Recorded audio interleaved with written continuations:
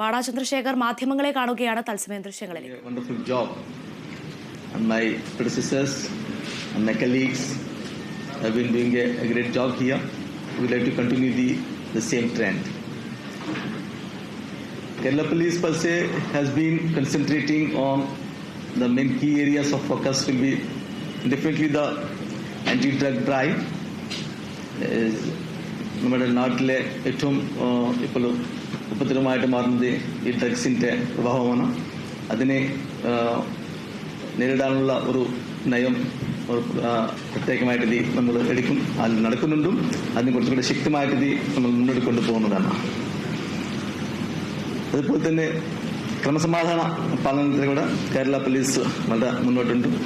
നമ്മുടെ ഈ ആന്റി ഗുണ്ട സ്ക്വാഡ്സും പിന്നെ അവരുടെ പ്രവർത്തനം മെച്ചമാക്കിയിട്ട് നമ്മൾ ക്രമസമാധാനത്തിനെ ശക്തിയായിട്ട് കൊണ്ടുപോകാൻ സാധിക്കുന്നു.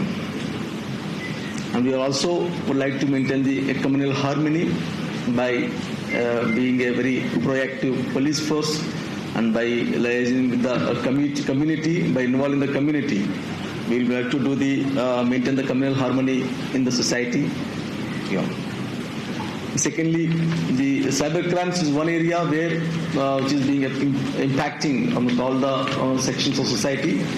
അതിനെ കൂടെ നേരിടാനുള്ള ഒരു ശക്തമായിട്ടുള്ളൊരു നടപടിയെടുക്കും. അതിൽ ഓൾ സ്റ്റേക്ക് ഹോൾഡേഴ്സിനെ നമ്മൾ ഇൻവോൾവ് ചെയ്തിട്ട് പ്രോപ്പറായിട്ടുള്ള നടപടിയെടുത്തിട്ട് സൈബർ ക്രൈമിൽ ഉള്ള അവരുടെ ആളുകളെ ശക്തിയായിട്ട് നേരിടണം. അറ്റ് ദ സെയിം ടൈം ജനങ്ങൾക്ക് ഒരു സുരക്ഷ സൈബർ അപരാധികളിൽ നിന്ന് ഉണ്ടാക്കാൻ വേണ്ടിയുള്ള ശ്രമം ഞങ്ങൾ ഭാഗത്തുണ്ടാവും. Finally, the behavioral toward the public, as you are all aware, Kerala Police is generally known to be a very cordial and well-mannered police force. We will try and improve further our soft skills and see that we do the best service to the public, mainly the common man. പൊതുജനങ്ങൾക്ക് വേണ്ടിയുള്ള ഏറ്റവും താഴെഘട്ടമുള്ള ആളുകളിലേക്ക് സ്റ്റേഷനിൽ ചെല്ലാൻ വേണ്ടിയും അവർക്ക് നീതി കിട്ടാനുള്ള ഒരു ഭാഗം ഞങ്ങളുടെ ഭാഗത്തു വേണ്ടി ശ്രമം ഉണ്ടാവും. These are few things which I would like to add from at the outset.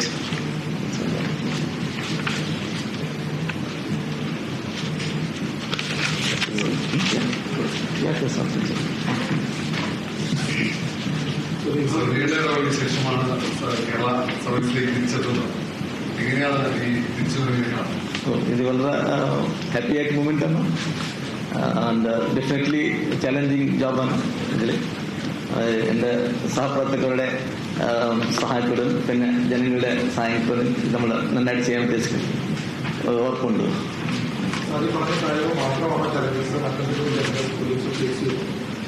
Today these are the main challenges, definitely. ബാക്കിയുള്ളതെല്ലാം policing is a very dynamic ജോബാണ്. അതിപ്പം അതുകൊണ്ട പ്രകാരം നമ്മൾ മുന്നോട്ട് കൊണ്ടുപോകുന്നില്ല. ഏറ്റവും പ്രധാനപ്പെട്ട വെല്ലുവിളിയായി മാറുന്നത് മയക്കുമരുന്ന് തന്നെയാണ്. ഇപ്പോൾ നടക്കുന്ന ഓപ്പറേഷൻ ചെയ്യുന്നത് ശക്തമായി അറിയാം. അതില് നമ്മൾ ഒരെണ്ണം ഇപ്പോൾ നടക്കുന്ന കാര്യങ്ങളിൽ റിവ്യൂ ചെയ്തിട്ട് ശക്തമായി മുന്നിൽ കൊണ്ടുപോകണം. അവയർനെസ് കൂട്ടാൻ വേണ്ടിയിട്ട് നമ്മുടെ ഭാഗത്തുനിന്ന് ഒരു പ്രത്യേക ശ്രമം ഉണ്ടാവും. പിന്നെ കമ്മ്യൂണിറ്റി പാർട്ടിസിപ്പേഷനും ഫാമിലി പാർട്ടിസിപ്പേഷനും ഉൾപ്പെട്ടിട്ട് എങ്ങനെ നമ്മൾ അവയർനെസ് കൂട്ടുക, ഈ മയക്കുമരുന്നിനെ ഉപയോഗത്തിന് കുറയ്ക്കാനുള്ള പ്രിവെന്റ് ചെയ്യാനുള്ളത് ചെയ്യുക. Then along with that, very strong action against those who are indulging in the perpetrators, basically any peddlers and others will be definitely handled it.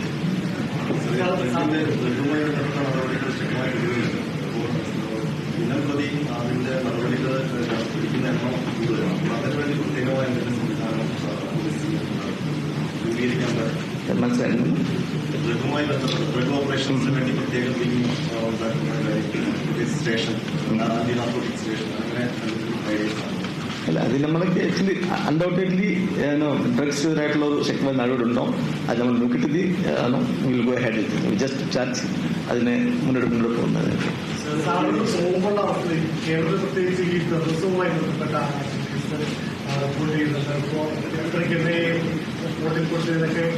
പ്രശ്നങ്ങൾ പറയുന്നു. ആളാണ് കേരളത്തിൽ അത്തരം കാര്യങ്ങളെക്കുറിച്ച് എങ്ങനെയാണ്? പൊതുവെ ഈ കേരളത്തിലല്ല, പൊതുവെ ഡ്രഗ്സിന്റെ പ്രഭാവം നമുക്ക് ദേശമൊട്ടും നമുക്ക് കാണുന്നതാണ്. പല സംസ്ഥാനങ്ങളിലും കുറച്ച് വ്യത്യാസങ്ങളുണ്ടാവും. പക്ഷേ ഇതിന്റെ effect most of the sections have been affected. Schools, colleges, യുവാക്കളും പിന്നെ മറ്റേ അന്യ different sections of society being affected.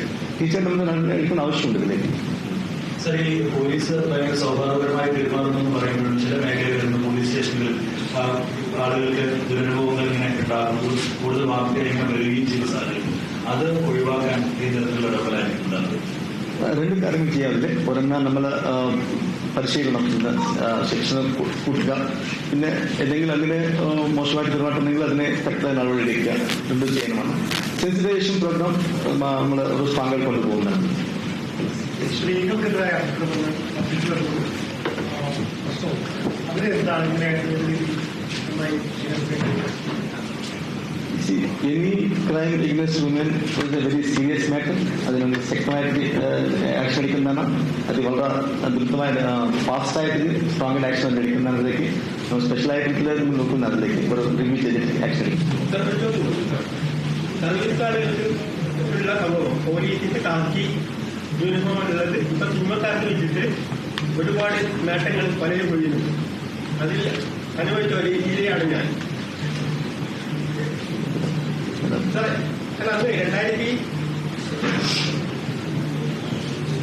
2008-2021 ഞാൻ മുഖ്യമന്ത്രിക്ക് കൊണ്ട് വരാൻ ഞാൻ ഒരു ഫോട്ടോ കൂടി കണ്ടിരുന്നു.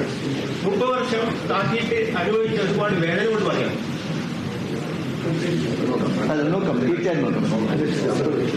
3 വർഷം ഇത്ര കാലം 30 കൊല്ലം ഞാൻ അനുഭവിച്ച വേദന. ഞാൻ മീഡിയന്റെ വക്താവാ. ഇന്നും മറുപടി വാ.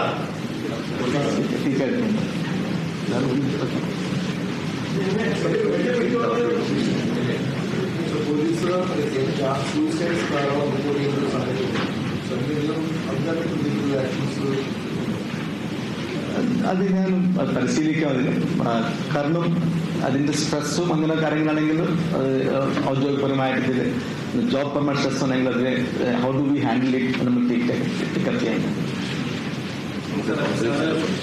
అది ఆల్రెడీ కౌన్సిలింగ్ సెషన్స్ ఉండు, అది നമ്മൾ കുറച്ചുകൂടെ ഉപയോഗിക്കുന്നതിന് നന്നായിട്ട് പറ്റുന്നുണ്ട്. ഫിനാൻഷ്യൽ കോഡിന്റെ കാര്യം താങ്കളുടെ അഭിപ്രായ സമയത്ത് പോർട്ട്ഫോളിയോ പോലെയുള്ള അതിലെപ്പോഴും മാറ്റം വന്നിട്ടില്ല. അപ്പൊ അതിന് ക്രൈംബ്രാഞ്ചിന്റെ ഒരു എക്കണോമിക് വിഭാഗം തുടങ്ങിയിട്ടുണ്ട്. ഇതിന്റെ ഒരു പ്രശ്നം ഇപ്പം ഈ സഹകരണ സംഘങ്ങൾ ഉൾപ്പെടെ ഒരുപാട് തട്ടിപ്പ് നടക്കുന്നുണ്ട്. അപ്പൊ കൃത്യമായിട്ടുള്ള ഒരു ചാർജ് ഷീറ്റ് സബ്മിറ്റ് ചെയ്യുന്നതും കൃത്യമായിട്ടുള്ള പലപ്പോഴും ഈ ഫിനാൻഷ്യൽ കോഡിന്റെ കൃത്യമായി പ്രോസിക്യൂഷൻ നടന്നതിന് ശേഷം ശിക്ഷ വരുന്നില്ല. അതുകൊണ്ടാണ് അവർ പുറത്തിറങ്ങിയിട്ട് വീണ്ടും പുതിയ സ്ഥാപനങ്ങൾ തുടങ്ങിയിട്ട് ഈ ഫിനാൻഷ്യൽ കോഡ് നടക്കുന്നുണ്ട്. അപ്പൊ അതിന് സിസ്റ്റമാറ്റിക്കായിട്ട് എന്താണ് ചെയ്യാൻ വേണ്ടി പോകുന്നത്? തലസ്ഥാനത്ത് കോടിക്കണക്കിന് രൂപയാണ് ഇങ്ങനെ തട്ടിപ്പിലൂടെ പലപ്പോഴും പോകുന്നത്, സൈബറിലായാലും അല്ലാതെ. പക്ഷെ അവിടെ ഈ ശിക്ഷിക്കപ്പെടാത്ത പ്രശ്നമാണ് ഉണ്ടാകുന്നത്. തീർച്ചയായിട്ടും നമ്മൾ പർട്ടിക്കുലർ കേസുകൾ ഏതെങ്കിലും ഉണ്ടോ അതിൽ നമ്മൾ കിട്ടി അത് അന്വേഷണം പ്രത്യേകത്തിൽ മുന്നോട്ട് കൊണ്ടുപോകണം. അതോടൊപ്പം തന്നെ പ്രോസിക്യൂഷൻ കൂടെ ശ്രദ്ധിച്ചിരിക്കാനുള്ള ആവശ്യം തീർച്ചയായിട്ടും. ചാർജസിന് ശേഷം പൊളിറ്റിക്കൽ കോംപ്രമൈസസ് വരുന്നുണ്ട്. എസ്പെഷ്യലി കണ്ണൂരേക്കാണ് സാറിന് ഫസ്റ്റ് പ്രോഗ്രാം പങ്കെടുക്കാൻ പോകുന്നത് തോന്നുന്നു. സീനിയർ CBI സീനിയർ ആയിട്ട് ഡിസ്കഷൻ പറയാതെ പറഞ്ഞിട്ടുണ്ട് പഴയ സംഭവങ്ങൾ. അപ്പം അതെങ്ങനെയാണ് സാറ് കാണുന്നത്? തിരിച്ച് പോലീസ് മേധാവിയായി വരും. I have no comments to offer on that one. Thank you very much. Thank you. Thanks for all your cooperation. വാദ Chandrasekhar സംസ്ഥാന പോലീസ് മേധാവിയായി ചുമതലയേറ്റതിനു ശേഷമുള്ള ആദ്യ വാർത്ത